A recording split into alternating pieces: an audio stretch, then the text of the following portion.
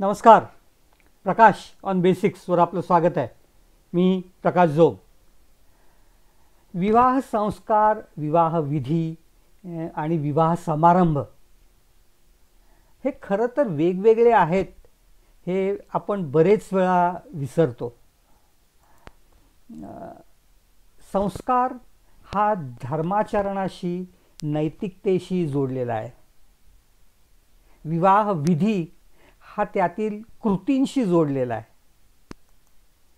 आणि विवाह समारंभ हे त्याचं सामाजिक स्वरूप आहे. रूढी, परंपरा, कुठलं राज्य आहे, कुठली जमात आहे, कुठली जात आहे, कुठला भारताचा भाग आहे, या सर्वावर हा समारंभ कसा आहे ते अवलंबून असतं. पण खरं तर हे तिन्ही एकमेकात कमी अधिक प्रमाणात मिसळलेले आहेत. मी यांना वेगळं करण्याचा प्रयत्न माझ्या आधीच्या 1-2 व्याख्यानातनं केलेला आहे. पण आता आज आपण या सर्वाची एकत्र सुयोग्य अशी शृंखला बांधूया.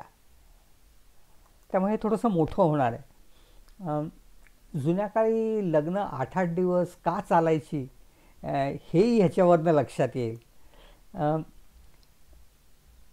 धर्मशास्त्र, गृह्यसूत्र, स्मृतिग्रंथ याच्यात सगळ्यातनं विवाह संस्कारातल्या बद्दल आणि विधींबद्दलही एक सूची दिलेली आहे. भारतरत्न महामहोपाध्याय काणे यांनी धर्मशास्त्राचा इतिहास लिहिला. त्यावर आधारित एक यादी यशवंत अंबाजी भटांनी त्यांच्या भाषांतरात दिलेली आहे. ही यादी अशी आहे की त्यात बहुतेक सर्व भारतभर लग्नात जे विधी ज्या अनुक्रमाने होत असतात ते त्यांनी दिलेलं आहे. अर्थात याला जोडूनही काही प्रथांनुसार काही वेगवेगळ्या ठिकाणी वेगळ्या वेगळ्या पद्धतीने वेगवेगळ्या क्रमाने गोष्टी केल्या जातात. आपण या मूळ यादीकडे वळूया. त्यातले शब्द बरेचसे संस्कृत आहेत, पण ते आपल्याला अगदी मराठीला अतिशय जवळचे आहेत. त्यामुळे त्यांचा वाक्यातनंच किंवा त्या शब्दातनंच त्याचा अर्थ सरळ होतो आहे. यातील काहींची सखोल माहिती मी आधी दिलेलीच आहे. त्यांना मी अर्थात आज टाळणार आहे. अनेक विधी महत्त्वाचे आहेत. कुठल्या भागात कुठले महत्त्वाचे आहेत याच्यावरून तो संस्कार आणि समारंभ कसा केला जातो हेही ठरत असतं आणि तो किती दिवस कसा चालतो हेही ठरतं. तर त्यातले काही भाग जे महत्त्वाचे आहेत, ज्यांचं स्पष्टीकरण थोडंसं जरूर आहे, ते मी सांगणार आहे. आजही हा क्रम बहुतेक वेळेस भारतात अनेक ठिकाणी पाळला जातो. थोडासा बदल देश, काल, रूढीप्रमाणे होत असतो हे मी आत्ताच म्हटलं आहे. आणि यातला काही भाग हा समंत्रक म्हणजे वैदिक मंत्रांसहित आणि काही भाग अमंत्रक म्हणजे मंत्रांशिवाय केला जातो. चला सुरुवात करूया. पहिले 2 खरं तर ह्यांची चर्चा आपण गेल्या वेळेस केलेली आहे. त्यातला पहिला म्हणजे वधूवर गुणपरीक्षा आणि दुसरा म्हणजे वर प्रेषण म्हणजे मुलगी किंवा वर शोधण्यासाठी माणसं किंवा मध्यस्थ धाडणं. याची चर्चा आपण गेल्या वेळेस केलेलीच आहे. हे पहिले 2. ह्याला किती वेळ लागेल हे खरं तर सांगता न येण्यासारखी गोष्ट आहे. तिसरा टप्पा म्हणजे वाग्दान. याला आजकाल साखरपुडा असं नाव दिलं जातं. विवाह निश्चित करणं हा यातला प्रकार आहे. साखरेचा पुडा हा नंतरचा भाग आहे. खरं मुळात शब्द देणं, समाजाच्या प्रतिष्ठित लोकांसमोर बसून हा शब्द देणं आणि तेव्हा मुलीला फलं वेगवेगळ्या प्रकारची देणं हा रिवाज मूळ गृह्यसूत्रातनं सांगितलेला आहे. मग एकदा लग्न ठरलं की मंडपकरण हा विधी असायचा. विधी हे नेहमी घराच्या बाहेर करायचे असतात. सगळ्यांनी हजर असणं आवश्यक आहे, माणसं जास्ती असतात आणि घराच्या समोर आणि बरेच वेळा मुलीच्या घरासमोर असा मांडव टाकला जातो. आजकाल अर्थात कार्यालय वगैरे असतात, हा वेगळा भाग आहे. हे झाल्यानंतर नांदी श्राद्ध आणि पुण्याह वाचन केलं जातं. कुठल्याही शुभकार्याच्या आधी आपल्या पितरांना प्रसन्न करणं, त्यांचे आशीर्वाद घेण्यासाठी हे नांदी श्राद्ध केलं जातं. त्यामुळे हा एक चांगला भाग आहे. आपल्यावरची सर्व विघ्न टाळण्यासाठी म्हणून हा भाग केला जातो. आणि पुण्याह वाचन हे शुद्धीकरणासाठी, मग जागेचं शुद्धीकरण असेल, व्यक्तीचं शुद्धीकरण असेल, वास्तूचं असेल, वस्तूंचं असेल, या प्रत्येक वेळेस पुण्याह वाचन केलं जातं. अर्थात त्यामुळे लग्नात हे केलं जातंच.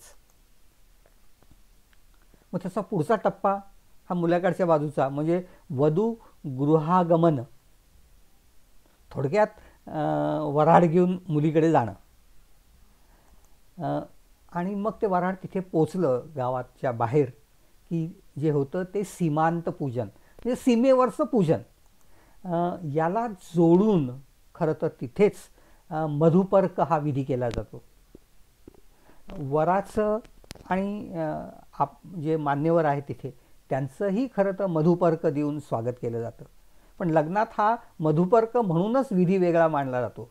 खरं तर कुठलाही सन्मान्य अतिथी त्याचा सत्कार करण्यासाठी मधुपर्क दिला जातो.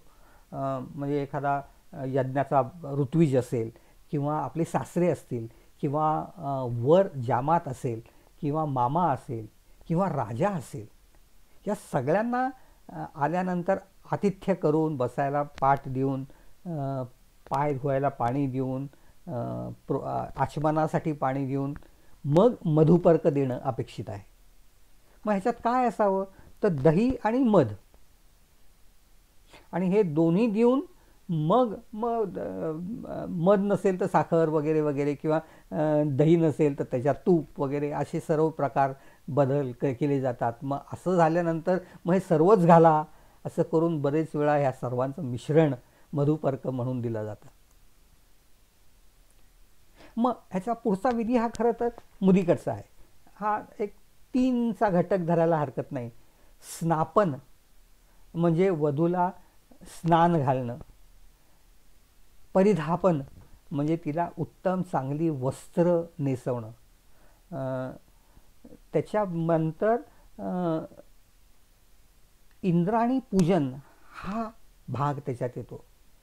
आणि याच्या बरोबरीने वधूला कमरेला रज्जू म्हणजे दोरा किंवा दोरी बांधली जाते आणि ती तिच्यावरचे सर्व अरिष्ट टाळावीत म्हणून बांधली जाते. विवाहाच्या एखाद 2 दिवस आधी हे केलं जातं. वधूला मंगल स्नान घालायचं, तिला सुवासिक तेलं लावायची, धान्यांच्या बियांनी तिच्यावर ओंजळी ओतायच्या आणि या सर्वात ती इंद्राणी आहे असं गृहीत धरायचं. इंद्र हा मेघ आणि धनधान्यांचा राजा आणि इंद्राणी ही उपजाऊ जमिनीचं प्रतीक देवता असं मानलं जातं. त्यामुळे तिचं आणि तिला जोडून असलेल्या बाकीच्या देवतांचं पूजन घरातल्या स्त्रियांनी करावं. आणि पूजन करायचं कशासाठी तर उत्तम प्रजोत्पादन व्हावं आणि आपल्या स्वतःच्या पतीच्या उत्कर्षासाठीही तिने प्रार्थना करायची. ह्याच्यानंतरचा विधी म्हणजे समंजन, म्हणजे वर आणि वधू या दोघांनाही विविध प्रकारची उटणी लावायची आणि मग आंघोळ घालायची. आणि ह्याला जोडून आजकाल प्रसिद्ध असलेला म्हणजे तैल हरिद्रारोपण, ज्याला नेहमीच्या भाषेत हळद असं म्हटलं जातं. तर वधूच्या अंगाला लावून उरलेली हळद वराच्या अंगाला लावायची असा नियम आहे. ह्याच्यानंतरची पायरी म्हणजे परिसरबंध. वधूच्या हातात मंतरलेली दोरी किंवा धागा बांधायचा आणि त्यामुळे आजूबाजूच्या कुठल्याही वाईट गोष्टींचा परिणाम तिच्यावर होऊ नये म्हणून हे केलं जातं. मग वधूवर संनिष्क्रमण म्हणजे वधूवरांनी घरातून जिथे कुठे राहिले असतील ते तिथनं मांडवात पोचणं हा त्यातला भाग आहे. याच दरम्यान बहुतेक हा मांडव मुलीच्या घराच्या जवळ असल्यामुळे ती लगेच पोचणं जास्ती शक्य आहे. आणि मग नवरा मुलगा येईपर्यंत तिने गौरीहर पूजन करावं असा नियम आहे. बरेच वेळा बोलताना अनेक ठिकाणी तुम्ही गौरीहार असं ऐकलं असेल, पण ते गौरी आणि हर, हर म्हणजे शिव, म्हणजे ह्या दोघांचं एकत्रित पूजन करणं. मग याच्यासाठी त्या दोघांची सुवर्ण मूर्ती ठेवायची किंवा नसेल तर भिंतीवर त्यांचं चित्र काढायचं आणि त्याचं पूजन ह्या वधूनी करायचं आणि तेव्हा आपल्या पतीची च्या उत्कर्षाची प्रार्थना करायची. याच दरम्यान बरेच वेळा अन्नपूर्णा ठेवून तिचंही पूजन केलं जातं. आणि याचं कारण असं की शेवटी ज्या घरात ती जाणार आहे तिथलं सर्व अन्नधान्य सांभाळण्याची जबाबदारी या कन्येवर येणार आहे. त्यामुळे हिची कृपा असेल तरच सर्व ती निभावून येऊ शकेल. हे सरळ आहे. हे दोघं एकत्र तिथे मांडवात पोचले की आर्द्राक्षतारोपण असा एक विधी असतो आणि त्याला जोडून कंकणबंधन हेही केलं जातं. बरेच वेळा एकमेकांना हळकुंडाचा तुकडा मनगटाला बांधला जातो आणि ओल्या अक्षदा यांच्यावर टाकल्या जातात. त्याच्या पुढचा टप्पा हा आजकाल लग्नात अतिशय महत्त्वाचा असा जो मानला जातो तो म्हणजे परस्पर समीक्षण असं याचं मूळ नाव आहे, पण आजकाल त्याला अंतरपाठ धरणं आणि लग्न लावणं असं मानलं जातं. नॉर्थकडच्या लोकांमध्ये ह्याला जयमाला असं म्हटलं जातं.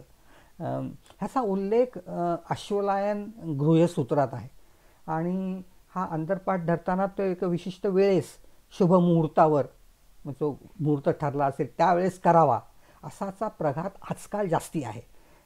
यावेळेस आणखीन मंगलाष्टकं म्हणणं आणि एकमेकांच्या गळ्यात माळ घालणं. खरं तर हे परस्पर अवलोकन आहे कारण मध्ये पडदा आहे आणि आता या दोघांनी एकमेकांना बघायचं आहे. हा तो मुळात विधी आहे. त्याच्यातल्या काही भ्रष्ट स्वरूपं आलेली आहेत त्याच्या चर्चेत मी आज पडणार नाही. याला जोडून आणखीन एक विधी आहे त्याला शिखामोचन असं म्हटलं जातं. अनेक लोक अनेक तुमच्या असं लक्षात येईल की गुरुजी कधीतरी सांगतात की लोकरीचा दोरा मुलीच्या केसाला वधूच्या केसाला बांधलेला असतो आणि तो यावेळेस वरांनी सोडायचा. वराने वधूच्या केसांना बांधलेला लोकरीचा दोरा सोडणे म्हणजे शिखामोचन.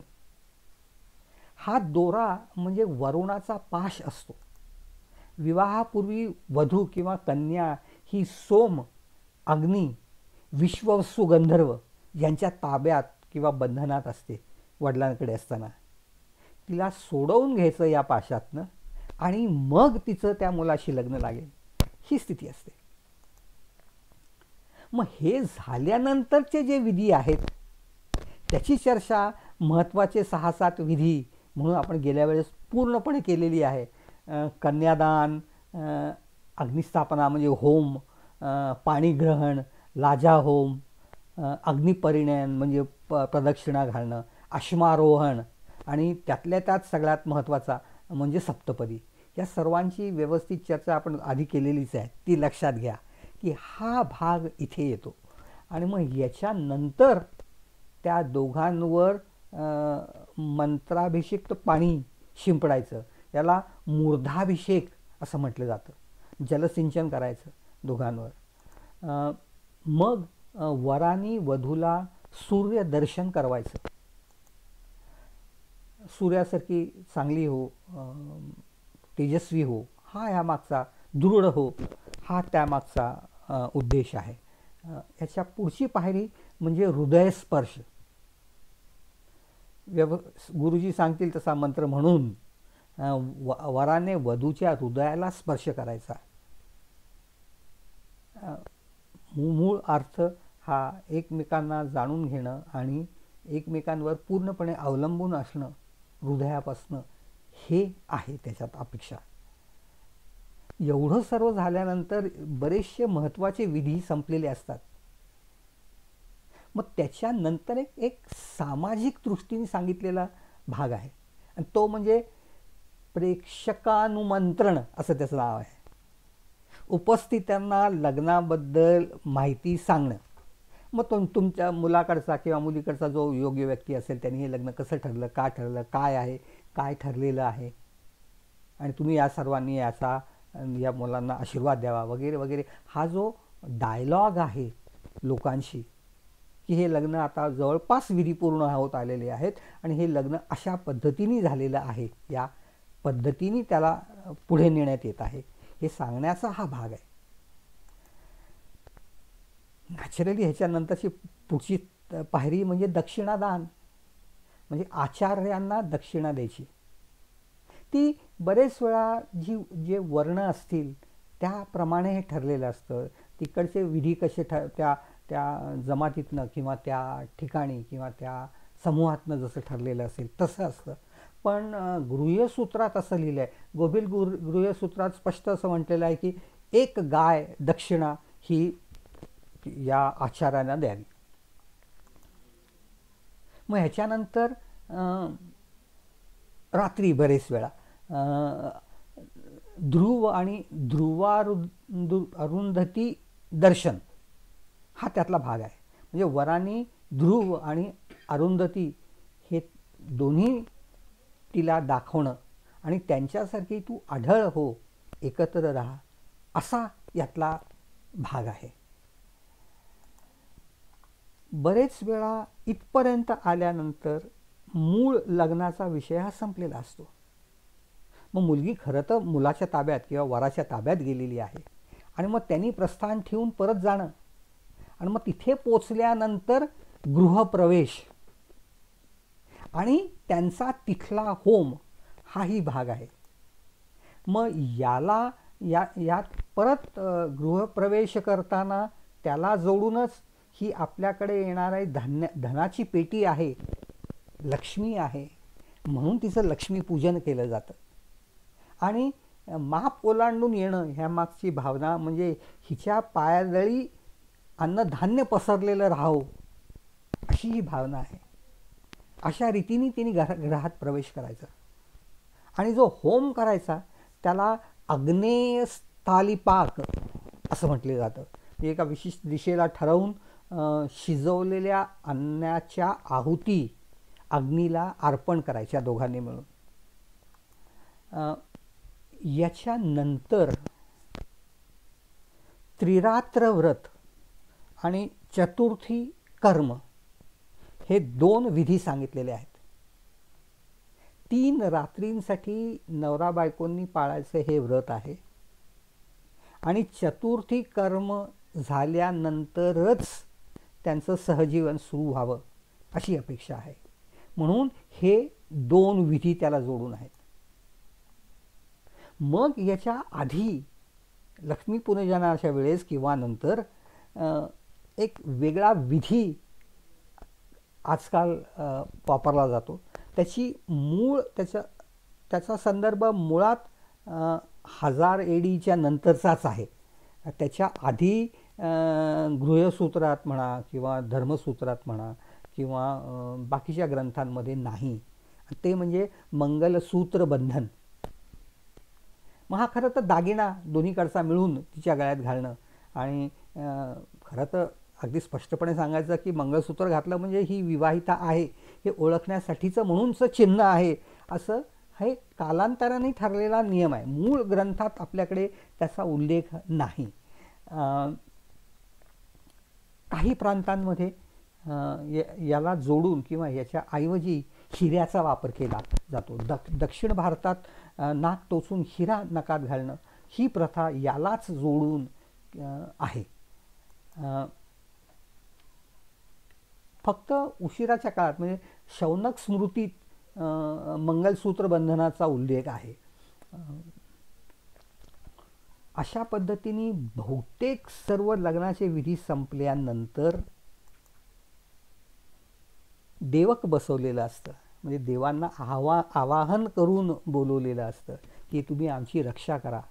तर ते सर्व संपवण्यासाठी म्हणून देवकोत्थापन म्हणजे आवाहित देवतांना निरोप द्यायचा आणि मंडपोद्ध्वासन म्हणजे मांडव काढून टाकणं, हे 2 विधी आहेत. आणि यांनी खरं तर लग्नाचा समारोप होतो विधींचा आणि सर्व समारंभाचा समारोप यांनी होतो. अर्थात ह्याच्यात एक भाग लक्षात घेतला पाहिजे की मुलगी बाहेर पडल्यानंतर देवकोत्थापन आणि मंडपोद्ध्वासन हे मुलीकडे वेगळ्या वेळेस होऊ शकतं आणि मुलाकडे हे ती आल्यानंतर आत आल्यानंतर त्याच्यानंतरचे हे विधी आहेत. अशा प्रकारे ह्या लग्नातले विविध विधी असतात. मूळ संस्कार, त्याच्यात नैतिकतेवर, धर्मावर, आचरणांवर जी बंधनं आहेत ती मी सप्तपदी आणि बाकीच्या वेळेस सांगितलीच आहेत. विधी काय आहेत, कशा पद्धतीने केले जातात ह्याची चर्चा आपण गेल्या वेळेस केली आणि त्यांचा क्रम काय आहे आणि त्याचं महत्त्व काय आहे हे आज बघितलं. हे मला असं वाटतं संस्कारांमधलं सगळ्यात महत्त्वाचा संस्कार आहे आणि मानवी जीवनाचं मूळ सूत्र ज्याच्यात आहे त्याला जोडून हा भाग आहे. मी जे काय तुम्हाला सांगितलं असेल ते तुमच्या घरच्या लग्नांमध्ये पाळलं जात आहे का नाही ह्याच्याकडे लक्ष द्या. कुठले विधी केले जात आहेत, कुठले केले गेले नाही आहेत किंवा करायला पाहिजे होते असं वाटतं त्याच्याकडे लक्ष द्या. आणखी काही याच्यावर माहिती मिळाली तर नक्कीच वाचा. उत्तर भारतातली, दक्षिण भारतातली, आपल्याकडची ही लग्न कशा पद्धतीची असतात आणि त्यात काय फरक आहेत ह्याच्याकडे थोडंसं लक्ष ठेवा. या चॅनलला लाईक करा, सबस्क्राईब करा आणि ही जी काय माहिती आहे ती तुमच्या मित्रपरिचितांनाही द्या. परत आपल्याला भेटायचंच आहे आणखीन 15 दिवसांनी आणखीन एक विषय घेऊन. त्याला भेटण्यासाठी 15 दिवसापर्यंत नमस्कार.